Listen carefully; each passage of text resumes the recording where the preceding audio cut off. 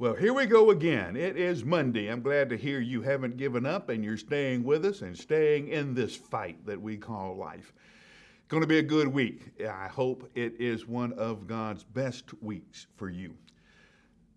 Paul tells Timothy, listen, I don't want you to get hung up in worthless words. Now, remember, Paul and Timothy didn't have to deal with social media.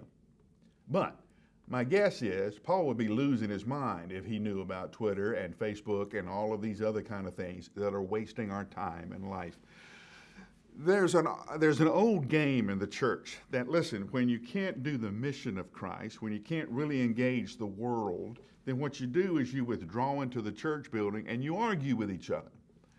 You want to spend all your time trying to make sure the other brother or other sister is right. You want to confront everybody with their wrong, and you think you're doing something good, holy, and right because you're straightening everybody out.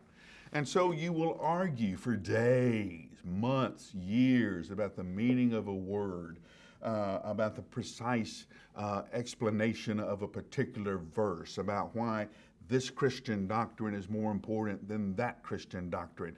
And in the meantime, the world goes on without you because you become totally focused on the inner workings of the church. You become inwardly focused in the church. You're arguing with each other, debating with each other, and the world simply goes on by you. So here's the question. What happens if you win? What happens if you're the smartest church member? What happens if you win the argument and you can stand in front of Jesus and say, I straightened everybody out?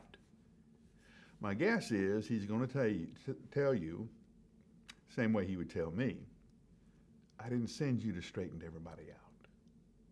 I sent you to find them, to look for them, to make sure nobody was lost. Don't get hung up in meaningless arguments that don't matter. There are two questions on the final. Jesus gave them to you. Love God with everything you have. Love your neighbors. You love yourself. That's it. The rest of it is trivia. Don't become the master of trivia and miss the main thing. Keep the main thing the main thing. If you do that, you'll have a great week. Happy Monday. I'll see you tomorrow.